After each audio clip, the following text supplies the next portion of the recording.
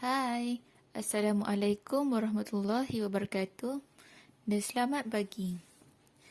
Pada pagi ini, kita akan masuk ke tajuk yang terakhir iaitu tajuk yang ke-10. Tajuk yang ke-10 bertajuk Harum Mewangi. Di dalam tajuk yang ke-10, kita akan mempelajari dan meneroka seni-seni ukiran yang terdapat di dalam kehidupan seharian kita. Seni ukiran dapat kita lihat pada pintu, anjung, tiang dan kekisi. Ukiran yang terdapat pada pintu ialah ukiran layang. Ukiran yang terdapat pada anjung ialah ukiran tepuk tembus. Ukiran pada tiang pula adalah ukiran timbul. Dan terakhir, ukiran yang terdapat pada kekisi ialah ukiran larik.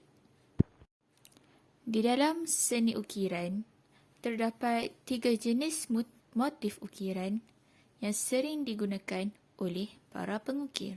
Antaranya motif flora. Motif flora ialah motif yang bersumberkan tumbuh-tumbuhan seperti pucuk rebung. Yang kedua, motif kosmos. Motif kosmos ialah motif yang bersumberkan sesuatu yang berada di langit seperti awan larat. Motif yang terakhir ialah motif fauna.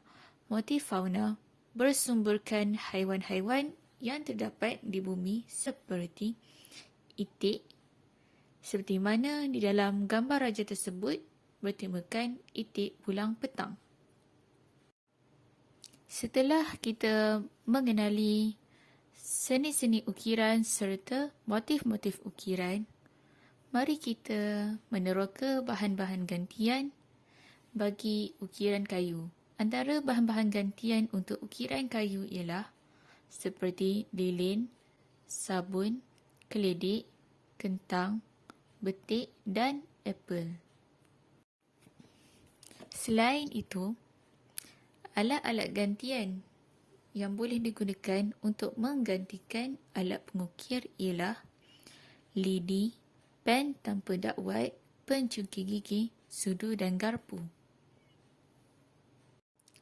Untuk projek tajuk kali ini iaitu tajuk Harum Mewangi, kita akan membuat projek ukiran daripada sabun. Untuk membuat sabun berukiran ini, kita memerlukan alatan dan bahan yang tertentu. Alatan yang digunakan ialah pencungkil gigi, garpu dan pen penanda yang berdakwat. Sekiranya anda mahu menggunakan alat pengukir yang lain seperti alat pengukir khas, pen yang tidak berdakwat, pisau, lidi dan sebagainya yang boleh digunakan untuk mengukir, pastikan anda di bawah pemerhatian ibu bapa anda. Bahan yang diperlukan untuk menghasilkan ukiran sabun ini, anda hanya memerlukan sabun buku sahaja. Langkah yang pertama, kita perlu melukis lakaran motif bunga pada permukaan sabun menggunakan lidi atau pencungkil gigi. Langkah yang kedua, gunakan pen yang berdakwat untuk menjelaskan motif yang dilakar pada permukaan sabun tersebut. Seterusnya, anda perlukan lidi atau pencungkil gigi untuk menembus setiap garisan yang dilakar. Langkah yang keempat, gunakan hujung pemegang garpu untuk mula mengikis permukaan sabun. Langkah yang kelima, gunakan hujung garpu untuk menghasilkan kesan timbulan yang bermotifkan bunga. Langkah yang keenam, gunakan hujung garpu untuk mencungkil belahan kelopak pada motif bunga tersebut.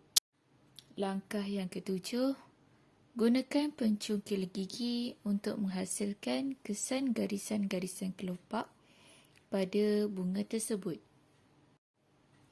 Yang terakhir adalah hasil akhir bagi ukiran sabun. Sabun tersebut boleh anda gunakan untuk pelbagai kegunaan seharian seperti mandi, sebagai pewangi dan sebagainya. Oleh itu, setelah anda menyiapkan projek akhir ukiran sabun ini, anda boleh mengemas semula segala peralatan dan bahan-bahan yang tak digunakan ke dalam tong sampah. Peralatan tersebut perlulah dibersihkan dan disimpan di tempat yang sepatutnya. Itu saja daripada Ustazah Zulaikha. Sekian, terima kasih.